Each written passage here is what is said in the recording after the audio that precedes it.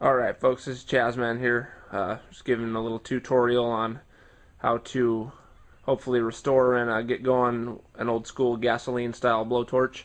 So I'm not going to feed you any of that bullshit for starters about use with caution, do not try this at home kind of thing. If you're old enough to be doing this stuff, then you should be able to take responsibility for your own actions. So the model I'm working with is an old Turner here, pretty standard style blowtorch. It's got the old school regulator valve there. It's got the pump cup, got the pump assembly, and the canister for filling with fuel of your choice. Typically, the standard use would be leaded gasoline back in the old days, but I don't use that just due to the fact that it's way too volatile, and if you get a leak or anything like that, it can explode. So you can actually run these things quite nicely on white gasoline or Coleman fuel. It's a naphtha-based style lighter fluid derivative. So first thing you want to do when you get a hold of one of these is get you a good old crescent wrench here. So what you're actually doing is removing the main pump assembly nut here. So there might be a little pressure in this one due to the fact that it's already been restored. So just plan accordingly if there's any pressure in the tank at all.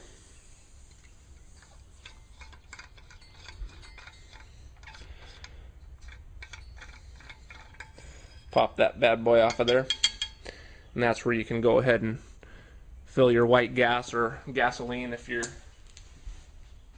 got the Daredevil at heart. So there's two major parts to this pump system. You've got the main pump cup itself, which is unscrewed by another knurled hand screw here, and it's typically a leather construction, if you can see that there. So if you can resurrect the old leather, typically what you do is take some lubricating oil, such as like motor oil, that type of thing, and typically if the leather is dried out and cracked, that can sometimes help to soften the leather back up and give it its old sealing surface. If not, I believe some of these you can replace with the newer rubber style packing, such as on the Coleman lanterns and whatnot. So I'm going to pop that thing back in there. Mine's well oiled and sealing just fine. So we're going to cover that up. And then stage 2 is your check valve down here, which allows the air to be pumped into the canister, but then it will not come back out, so that keeps your pressure up in the tank. So I've got mine kind of hand tight just because I've been playing around with it in the past couple days. But if you can see down in there, there's a little metal cup that holds a rubber seal on top of that, and in my case the rubber in the cup was salvageable, but if worst came to worst, you could take a large size rubber O-ring and just cut a cross section out of it and use that as a replacement for the packing in there.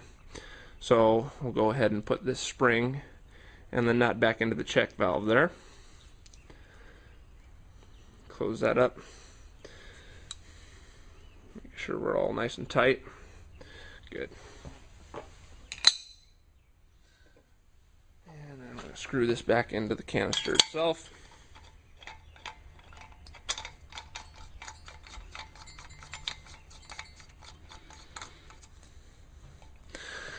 And make sure you get a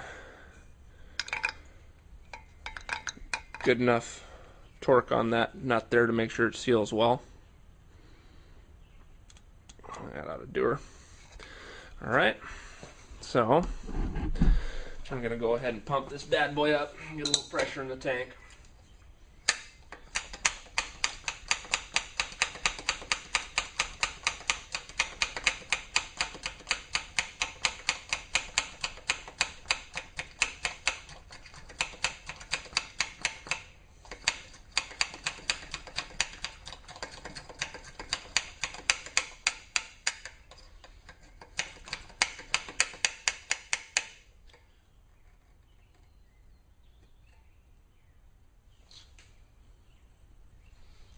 Sounds pretty good.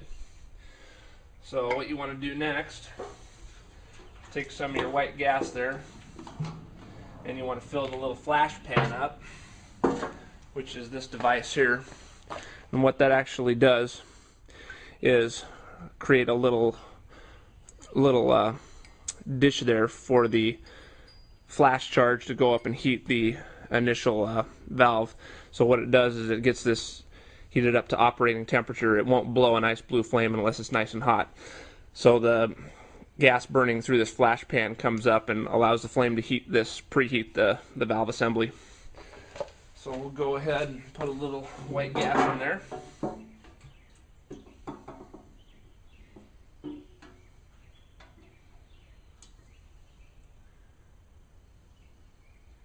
And just fill it up about 1/2 to 3/4. That should be plenty.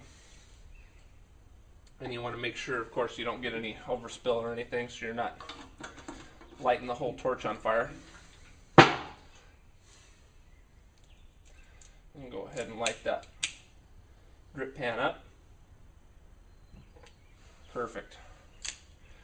And we're going to let that set for a minute or two until the entire charge has a chance to burn off and really heat that main valve up.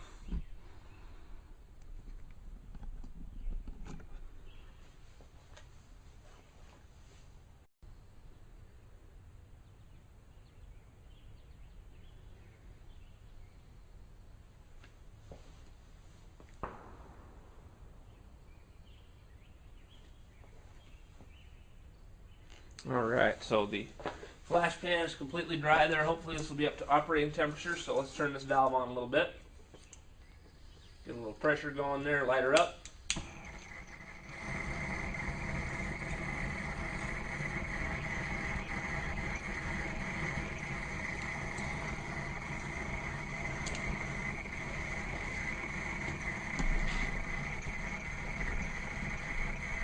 Still, even with that flash pan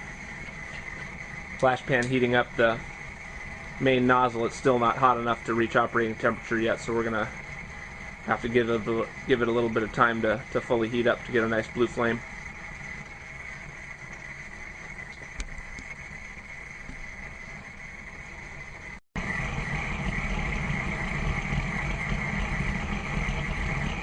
So as you'll notice, as it starts to heat up now, the orange flame starts leaving and we're getting more of a nice even blue flame, signaling that the blowtorch is reaching operating temperature.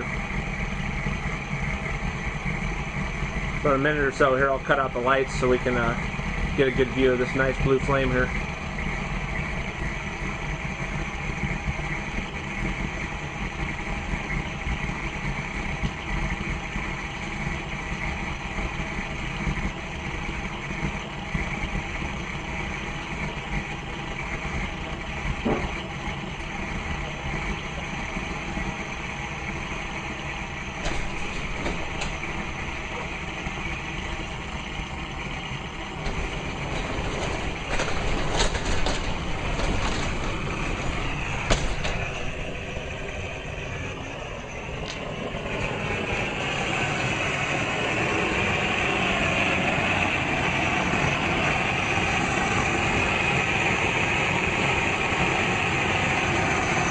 Not too shabby.